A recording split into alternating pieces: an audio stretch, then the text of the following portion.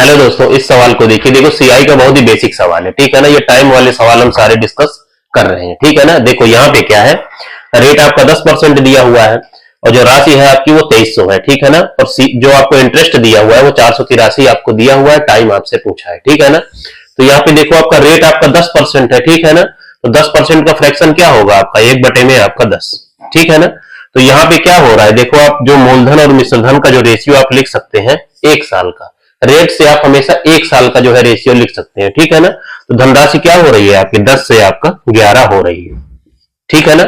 सवाल में आपको क्या दिया हुआ है, देखो जो मूलधन है और मिश्रधन का रेशियो हम लिखेंगे डायरेक्ट, ठीक है। मूलधन कितना है आपका 2300, ठीक है ना।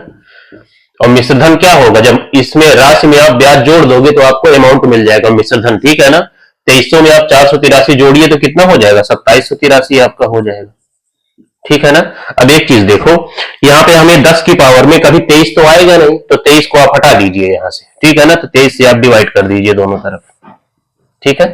तो ये कितना हो गया, देखो ये आपका 100 हो गया, ठीक है ना। और ये कितना हो गया आपका 23 एक के 23, 4 27 48 हुआ, 23 दूनी 46 और 2 और 23 एक के 23 आपका, ठीक है ना।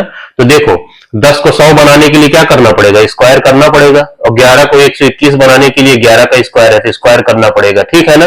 तो पावर क्या बताती है, टाइम को बताती है, ठीक है ना। इसका मतलब आंसर क्या होगा, 2 साल लगेंगे आपको, ठीक है ना। तो टाइम कितना आएगा आपका, 2 वर्ष, ठीक है। सीआई के केस में आप एक चीज हमेशा याद रखिए, जो पावर होती है वो आपको टाइम को डिनोट करती है, ठीक है ना। जितना पावर होगा उतना टाइम आपको लगेगा, ठीक।